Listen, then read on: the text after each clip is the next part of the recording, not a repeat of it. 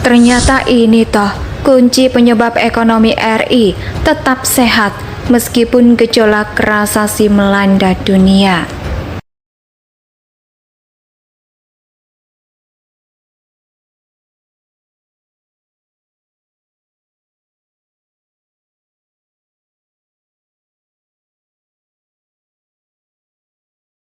Kira-kira apa ya yang menyebabkan ekonomi Indonesia tetap sehat? Walau kita semua tahu Indonesia, dunia saat ini dilanda gejolak krisis ekonomi. Ekonomi menjadi hantu menyeramkan bagi seluruh negara di dunia, termasuk Indonesia. Loh, ekonomi dunia saat ini sedang tidak baik-baik saja, terutama selepas pandemi COVID-19.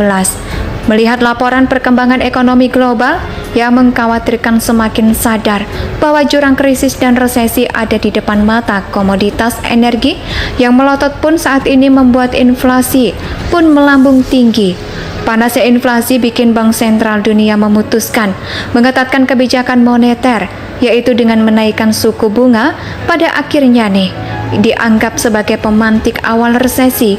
Baik Bank Dunia dan Moneter Internasional atau IMF dan ASEAN Development Bank atau EDB telah berulang kali mengumandangkan bahaya resesi di 2023.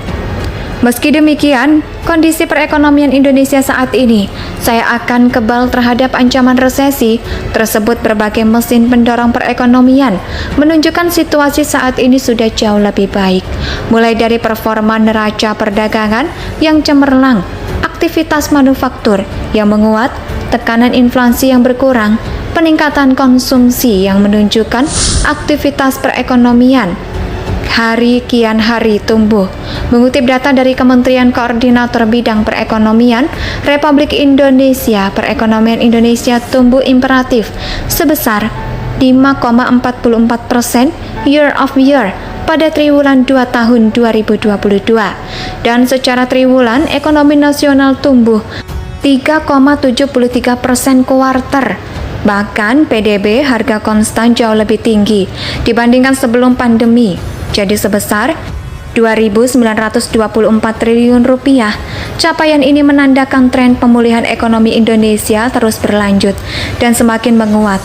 Menteri Koordinator Bidang Perekonomian Erlangga Hartarto atau dalam konferensi pers tentang pertumbuhan ekonomi Indonesia kuartal 2 tahun 2022, Jumat 5 Agustus mengatakan pada pertumbuhan ekonomi Indonesia relatif lebih baik dibanding negara-negara lain. Di G20, pengeluaran konsumsi dan ekspor ternyata menjadi penopang utama pertumbuhan ekonomi pada triwulan ini. Konsumsi rumah tangga pertumbuhannya 5,51%. Artinya, pertumbuhan dari segi rumah tangga yang selama COVID-19 berdampak ini sudah kembali pada kondisi asal, ujar Erlangga. Secara spesial, pertumbuhan ekonomi di seluruh wilayah masih tumbuh positif. Ketimpangan ekonomi antar wilayah juga semakin berkurang. Ekonomi luar Jawa, terutama Maluku dan Papua, tumbuh tinggi 13,1%. Bahkan Linustra mulai tumbuh dan mencapai 3,94%. Ekonomi di Jawa pulih, dan yang menarik tentu Bali Nusra yang biasanya pertumbuhannya rendah, ini naik di 3,4%. Jadi pembukaan di sektor pariwisata, kebijakan dari penanganan COVID yang sudah membuka terhadap turis ini sangat membantu di Bali dan Nusa Tenggara. Jelas Menko Erlangga, di tengah ketidakpastian global, indikator sektor eksternal Indonesia relatif baik dan terkendali, tercermin dari transaksi berjalan yang masih surplus neraca perdagangan yang surplus selama 26 bulan berturut-turut. Cadangan devisa tetap tinggi per Juli 2022 untuk membiayai 6,2 bulan impor, dan rasio utama masih berada pada level yang aman. Pemulihan dunia usaha juga semakin terlihat dengan pertumbuhan kredit yang terus meningkat mencapai 10,7% year of year per Juni 2022, dengan tingkat NPL terjaga di bawah 3%. Kredit modal kerja meningkat sering, peningkatan utilitas serta kredit investasi mulai terakselerasi. Sejalan dengan pertumbuhan kredit, realisasi KUR per Juli mencapai sebesar 209,5 triliun rupiah, 56,5% dari target tahun 2022 sebesar 373,17 triliun dan diberikan kepada 4,40 juta debitur. Sedangkan total outstanding per 31 Juli 2022 530 triliun. Dari segi kesejahteraan, tingkat kemiskinan dan pengangguran juga menurun. Kira-kira apa ya yang menyebabkan ekonomi Indonesia tetap sehat? Walau kita semua tahu Indonesia, dunia saat ini dilanda gejolak krisis ekonomi. Ekonomi menjadi hantu menyeramkan bagi seluruh negara di dunia, termasuk Indonesia. Loh, ekonomi dunia saat ini sedang tidak baik-baik saja, terutama selepas pandemi COVID-19. Melihat laporan perkembangan ekonomi global yang mengkhawatirkan, semakin sadar bahwa jurang krisis dan resesi ada di depan mata. Komoditas energi yang melotot pun saat ini membuat inflasi pun melambung tinggi. Panasnya inflasi bikin Bank Sentral Dunia memutuskan mengetatkan kebijakan moneter, yaitu dengan menaikkan suku bunga pada akhirnya dianggap sebagai pemantik awal resesi. Baik Bank Dunia dan Moneter Internasional atau IMF dan ASEAN Development Bank atau EDB telah berulang kali mengumandangkan bahaya resesi di 2023.